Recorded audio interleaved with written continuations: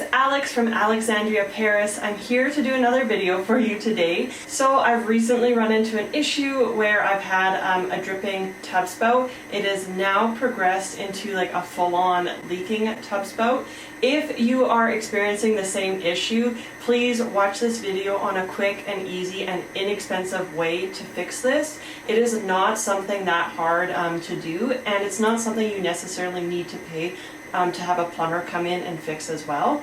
So I'll show you the tools I'll be using today. Again, super quick, super simple, easy fix. So the three tools you'll need is a flathead screwdriver, a wrench, and a pair of pliers. All three of these tools actually come in the IKEA toolkit. So that is the only toolkit I've really ever owned, and honestly it's gotten me so far when it comes to just little DIY projects. You don't have to go out and spend a bunch of money on like a very in-depth toolkit. Something simple from IKEA usually does the trick for most small fixes. The next item you'll need is this here. It's called a flat washer assortment. So what is causing the leak in the tub spout is actually inside the control knobs of the shower itself. So in there's actually a washer that has been worn down. It is actually worn down so much that it's no longer stopping the water from dripping out and going into the tub spout.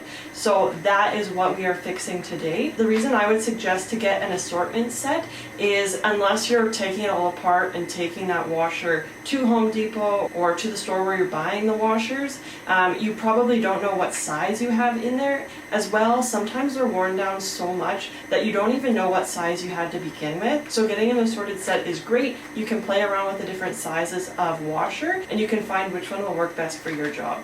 So as I mentioned before, the water here is a full stream coming down. Usually this starts as a few drips per minute, and as the washer continues to wear down, that can actually transform to a full stream coming out of your tub spout.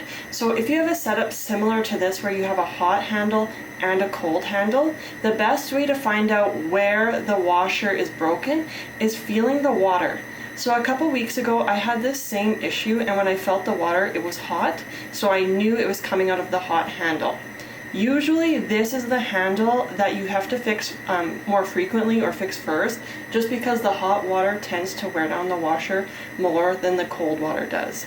So because I know I just recently fixed this washer, and when I feel the water it's cold to the touch, I know that it's coming out of the cold handle here. So once we've determined that yes, we do have a leaky tub spout and yes, we're going to try and fix it, the first thing we need to do is actually turn off the water supply. So I'm going to take you downstairs and show you what my water turn off looks like. Generally they all have a similar look, so it's just a really easy water turn off, and then we can begin the process. So this is the water turn off valve here. Generally when you're looking at your water supply, you'll see that is the meter, the water meter, and just up the pipe a little bit further is that handle. And so this is the water turn on and turn off for my house. So I'm just going to go ahead and turn it off. So as you can see, I've turned off the water, and now that steady stream flowing out of the tub spout has gone down to a full drip. So that's how we know that the water to the tub spout is completely turned off, because that stream has stopped flowing. So the next step is you actually want to turn this valve open all the way, as if you were turning on the water all the way. But of course our water is turned off, so nothing's coming out.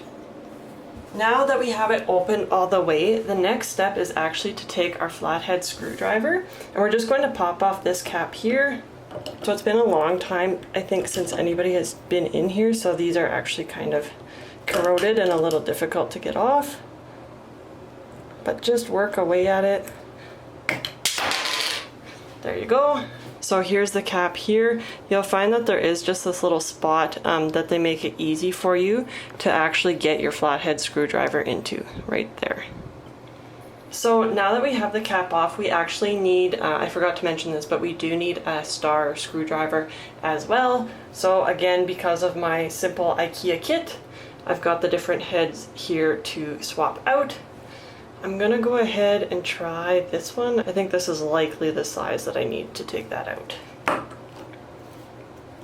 Yep, so this actually is coming out nice and simple.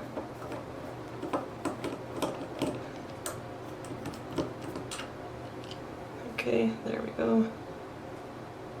So then once you have the screw out, it took me a while to figure this out, but essentially all you do is pull the knob off of the cartridge there. So next on mine, to get this additional casing off from around the cartridge, I know mine is just a simple screw off. For some people, you may have a set screw underneath or on top that you'll need a small screwdriver to take out. Once that's out, I think you can do the same thing where you turn the rest of these chrome pieces off and they completely come off. Okay, so now that that is exposed, I'm going to go in with my wrench, and this one is adjustable, so I'm just going to set it to the size that I'll need, and I'm going to turn it. Again, this may be slightly difficult if yours hasn't been turned in a while.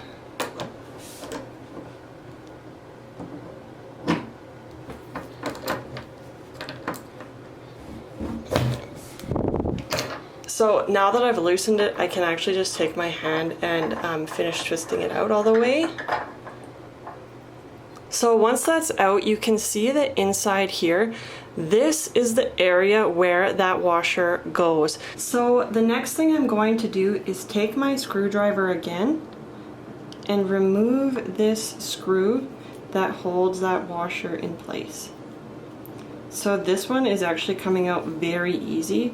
On the other one I did on the hot side, I don't know if it's because it's where the hot water goes out, but it was actually stuck in there so much that I couldn't get it out. I had to get my husband to use his force to get it out. So I have removed the old washer, and now you can see the inside here where that washer sits. I think in plumbing terminology that's called the seat. So here you go. There was my washer that is completely destroyed after years and years of use. So I'll go ahead and put a new one in there now. So here's my pack of assorted washers. The nice thing is they do also come with new screws. So what I would recommend is taking this old screw and replacing it with a new one. I can tell this washer is just a little too small. This one is a little too big. It actually won't fit in there.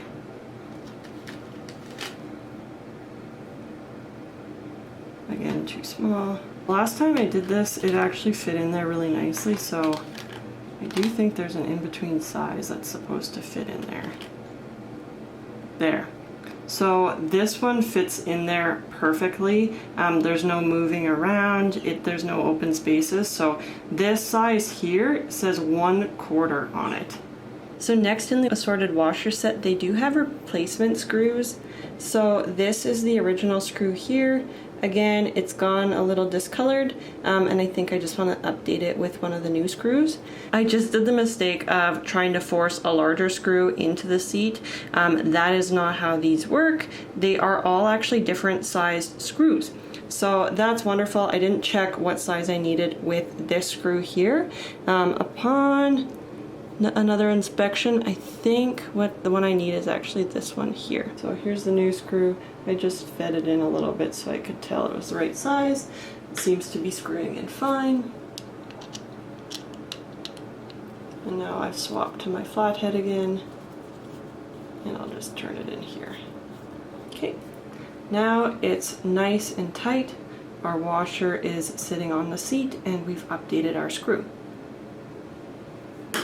Okay, so now everything is updated. We're going to do the same steps we took to take this out to put it back in. So again, that washer goes in first. We're just going to turn it in there. And we'll take our wrench and make sure that we tighten it nicely. Perfect. Next, we'll put these back on. If you want, you can make sure that your name brand is on top. And then going in, we'll just screw on the handle as well.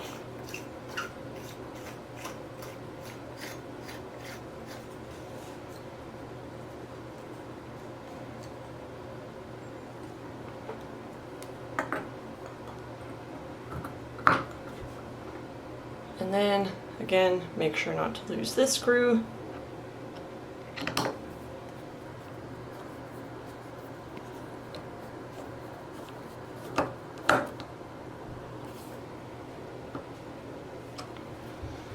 Perfect. And then last but not least, we're just going to take our cap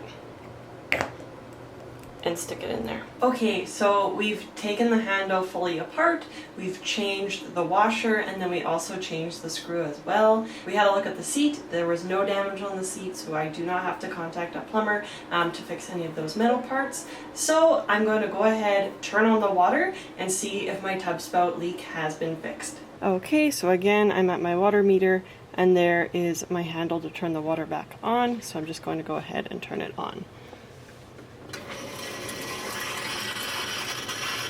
So I went ahead and turned the water back on. One thing I forgot to mention for you guys, because we had turned this valve all the way open when we had the water turned off. Before you turn the water back on, you want to make sure to go ahead and turn it closed, because when I turned the water on, of course my tub spout was flowing because I had that valve all the way open.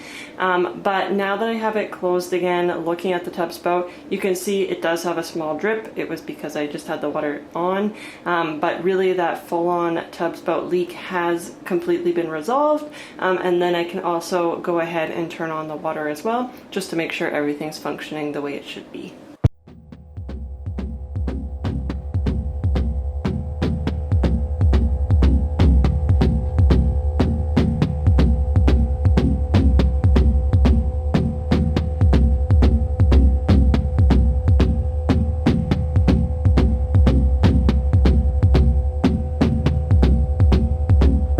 Thank you guys so much for watching. I hope this quick DIY resolved your tub spout issue. If it did not, again, you may have to call a plumber to get it resolved. If it is just a washer that has worn out, this is a very quick, simple, inexpensive solution to fix that. This has been my second time doing it, once on my hot tap and then once on my cold tap, and both times it's done the trick for me. So if you guys have any questions, please drop them in the comment section below. I'll try and give you a hand. Feel free to email me hello@alexandriaparis.ca with any other questions, and I will try to feature this on my blog, www.alexandriaparis.ca. And if you haven't already, please go ahead and click that subscribe button as well. Thanks for watching, you guys. We'll see you next time.